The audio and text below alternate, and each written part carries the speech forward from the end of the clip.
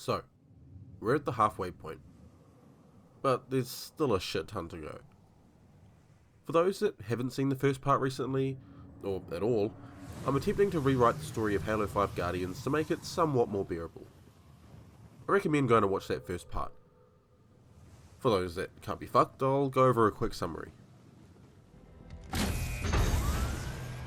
The game starts in a similar manner, minus the other members of Fireteam Osiris. Julim Dharma is not killed and left to continue the Elite Civil War off-screen. Master Chief is reunited with the other members of Blue Team and they're tasked with investigating a comms outage on Meridian. Chief has been experiencing visions and hearing voices and eventually is led to activate a Guardian and travels to Genesis after hints of Cortana being alive. Locke then saves the other members of Blue Team from the collapsing structure, but not before meeting the Warden Eternal.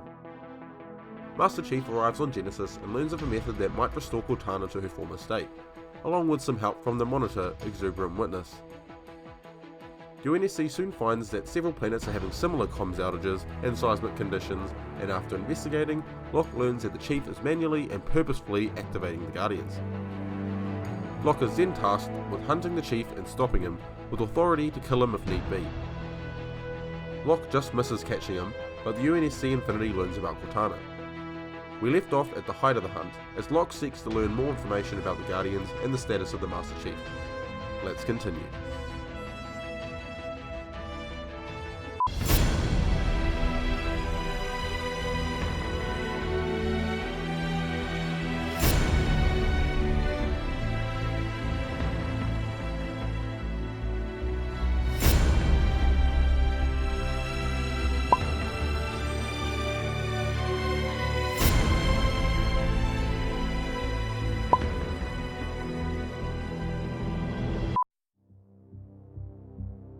While they've learned more about the Guardians and have an idea of the Chief's motive, there is debate aboard the Infinity as to whether the Guardians actually serve a good or bad purpose, and what the Forerunners were really up to. Oni also informs Locke that maybe they put too much faith in him to do this task alone. They tell him he's to bring the other members of Blue Team with him. Locke objects, as obviously the bond they share could jeopardise the mission, but as usual Oni has the last say. Locke visits Blue Team and opens up to them a little more in an attempt to gain more intel on the Chief, and his relationship with Cortana. They easily see through his performance, but give him what he wants anyway. The mission takes place on a heavily populated human colony. I was thinking the one from a lot of the trailers, in particular the live action ones. One thing the actual campaign doesn't really show is the consequences for the Guardians emerging, in particular all the lives they cost, and a lot of the characters don't really seem to pay it any mind. After fighting through both Covenant and Prometheans, the group catches up to the Chief inside the Forerunner structure that houses another Guardian. Locke doesn't manage to stop Chief from activating the Guardian, however he does manage to stop him from entering the portal to Genesis, and so follows a chase as you pursue the Chief through the city streets as buildings fall around you and the Guardian emerges in the background. Locke catches up with him and you both engage in a proper brawl. Chief is injured during the chase, so starts the battle on the back foot.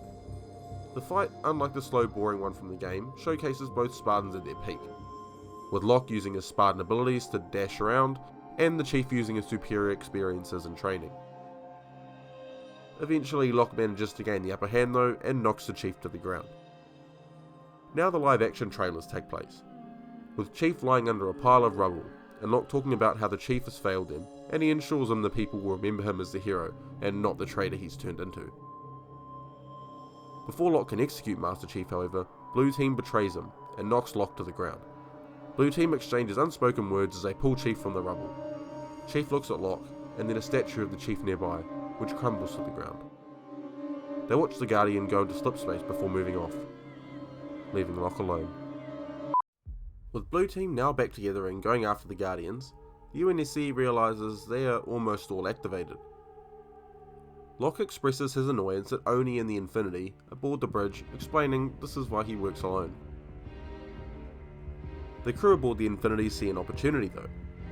With Blue Team now having to fly to the next Guardian manually, they'll be prone to an ambush. Out of the two remaining Guardians, one of them is located on the homeworld of the Elites, whose war-torn world could provide an advantage. The plan is set. UNSC will attempt to catch Blue Team on the other world, while Locke gets help from the Arbiter to activate their Guardian to get him to Genesis. Now while I love spending time on the Elite homeworld, I do think that much like the Meridian missions, we spent way too much time there. So there are only going to be 2 Sanghelios missions. I also want to bring in another Elite character as well, one who's in the campaign but we never see in person. Maki Chava was introduced in this mission but was never actually seen, so I think it'd be extremely interesting to explore a female Elite character, which would be new for the series. Locke is going to meet her aboard the Infinity and she'll airdrop Locke behind enemy lines to fight his way to where the Arbiter is located to save him from an ambush. This mission is kind of an amalgam of all the Sanghelios missions. The beginning of the mission offers various opportunities for stealth as you clear a landing zone to bring in reinforcements. A massive battle and vehicle section follows as the Swords of Sanghelios and Storm Covenant duke it out over control of the temple that the Arbiter is held up in. You eventually clear the building and greet the Arbiter, who isn't exactly happy to see you. Before you can ask him for help, however, you're ambushed by a Kraken, which attempts to lay waste to everyone. I want the fight against the Kraken to be far more dynamic than it was in the game, and not a copy-paste of the Scarab battles in Halo 3. After destroying it, you inform Thal of your task, but as you would expect, the Arbiter is extremely apprehensive about unleashing a Forerunner behemoth on his homeworld. The Arbiter informs him that Jool is relentless, and it seems there is no end in sight for this war. Locke opens up and says he's trying to find the Master Chief, and that this might be the only way to get him. Now I tried to think of a way to seamlessly integrate the Halo 2 Anniversary Prologue and Epilogue into the game, but I realised 343 had probably not even thought that far ahead themselves. Considering I've removed the rest of Locke's team, there's no point in trying to implement the scenes exactly. This was probably one of my favourite missions in the game. While the gameplay wasn't spectacular, it had the frantic chase and feeling of time running out that I thought the entire game was going to have. I think the location was stunning as well. While Sunaion was kind of a rip-off of Camino, it was something new. The mission will start with a brief cutaway to Blue Team, where they attempt to question the Chief about his actions and whether it's really possible she's still alive. He tells them it's a chance worth taking. Back on Sanghelios, Locke is dropped into Sunaion amidst the raging Sangheli civil war and must activate the Guardian and hitch a ride through slip space to Genesis. My changes are more to do with the context of the battle. In the game proper, with Jool dead, this battle seems like the climactic end to the Civil War. I think the big problem with this is that in the games this is the first time we've been exposed to the Civil War, and it just ends a few missions after we find out about it. This mission will serve to be the turning point in the war and gives the Arbiter's forces the upper hand. The outer conflicts we experience feel way too small, and I don't think everything should be tied up by the main characters alone, especially when these big wars going on have nothing to do with the main plot. While we won't find out the outcome of the conflict in the campaign, this adds another small arc to the game, and that the Arbiter and Locke are now on the same page with one another. Could even sneak in the Arbiter saying, "I cannot forgive you, Spartan, but you have my thanks." This mission was another overall fun one, and I think it can mostly stay the same. The opening is something I never expected, and is a campaign moment definitely up there with some of the other great Halo ones. The first half of the mission has Locke get his bearings on where he is and meeting Exuberant Witness for the first time. You learn that should Chief activate the Guardians, it will allow the Forerunners to reassert their control upon the people of the universe. With Cortana open to control the domain, it's unlikely she is the same person she was when she died. The second half of the mission has Locke catch up with the Chief, and it's a final last-minute attempt to stop Blue Team from destroying the universe. There are perhaps different segments where you chase a different member of Blue Team as they race to complete the final steps. By the end, you catch up to Master Chief and have a small scuffle.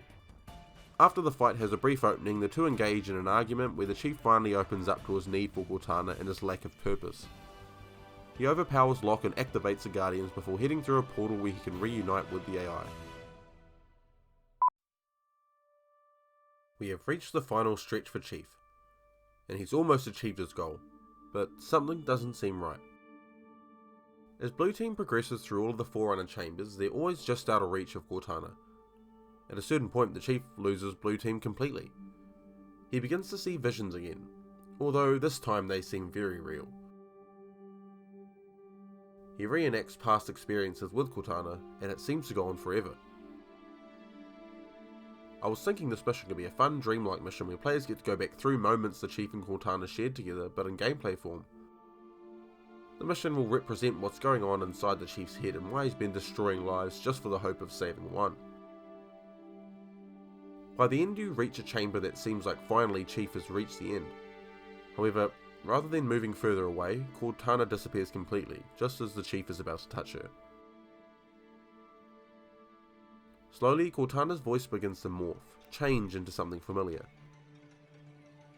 The voice begins to monologue, talk about how Chief has failed, how after his defeat he thought maybe the humans were capable of attaining the mantle of responsibility after all. So, he thought he would give their prize specimen one last test, one to see if humans are capable of looking at the bigger picture, letting go of personal connections into the greater purpose of keeping the galaxy in check. But the Chief failed, and now the Didact has returned to claim the mantle for himself to ensure the galaxy doesn't return to chaos. So yes, the big twist of the game is that the Didact has been behind everything the whole time. Well, not much of a twist, I felt like this was the logical way to wrap up the story. The AI revolution story is something we've all seen before, so while also not being executed amazingly, it was just boring. The games have built up this notion that the humans, and Chief in particular, were destined for some kind of higher purpose, and the terminals and other mediums explore this. While I'm happy for the end result to not be that, I think that should be left for the next installment, and the conclusion to this trilogy. It had been hinted at since Combat Evolved that the Master Chief was viewed as something else, and that god-awful exposition dump in Halo 4 confirmed it. The initial name of this trilogy was the Reclaimer trilogy after all. I'd planned that the next game would have all the characters exploring exactly what the mantle was while trying to stop the Didact from taking over the universe. In the end, I was thinking that humanity could reject the mantle, being against the notion of an overseeing and all-powerful presence. Master Chief could die for everyone to be free from any kind of control. While I don't know how they initially planned on ending this trilogy, I think that Halo Infinite may depart from what was intended. The Didact in particular was wasted, and escalation was a cheap way to get rid of him. While Halo 4 wasn't perfect, I think the end set up his return just as much as it did humans attaining the mantle of responsibility. He looked and sounded badass too, and I would have loved to explore his character more in the future. With that, the mission ends with Chief at a loss for words. Having given the Didact full control of the Guardians, there is only one more thing for him to do before he is capable of doing whatever he wants.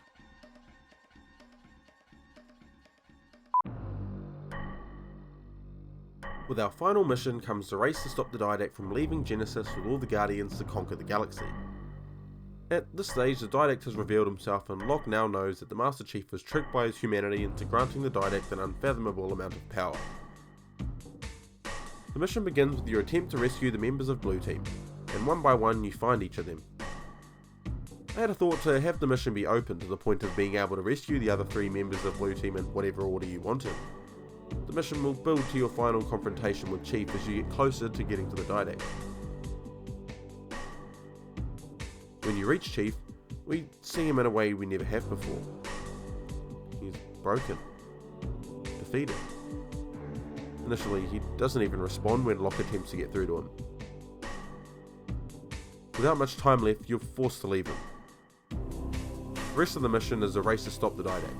He's throwing everything at you, and we can end with a good old vehicle section to round it off.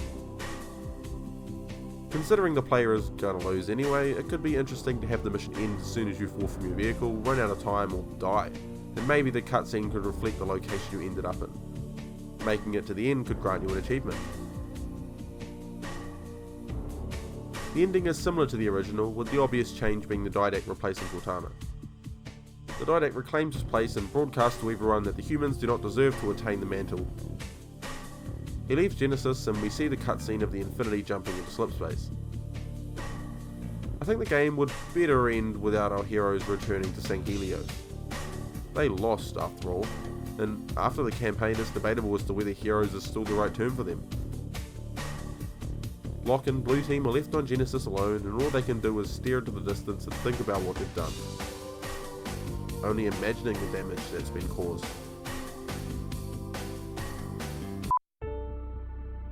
So that's my Halo 5 Guardians campaign. It ain't perfect, and if I wanted to talk about everything, I'd be here forever. While Halo 5 has been long out, it's still nice to think about what could have been. Halo 5 was the first one of this series that truly made me feel like I was against Halo, and I fucking hated it. While I think the gameplay was vastly improved over Halo 4, and the multiplayer was actually really enjoyable, the campaign's the thing that really kickstarted Halo, and should always have the same amount of effort put into it as the multiplayer, if not more. With Infinite looming on the horizon, it seems 343 might be finally listening, but I don't want to say anything yet. We know barely anything about the game. I look forward to seeing what they do though, but they can't erase the campaign for Halo 5, and that will always leave a salty taste in my mouth.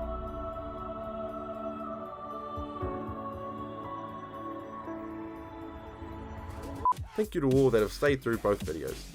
I tried to get this one out as promptly as I could. I'm getting into the busy season of my final semester, so content may be limited, but if anything of interest does pop up, I'll be sure to inform a lot of you. Until that time comes, stay serious.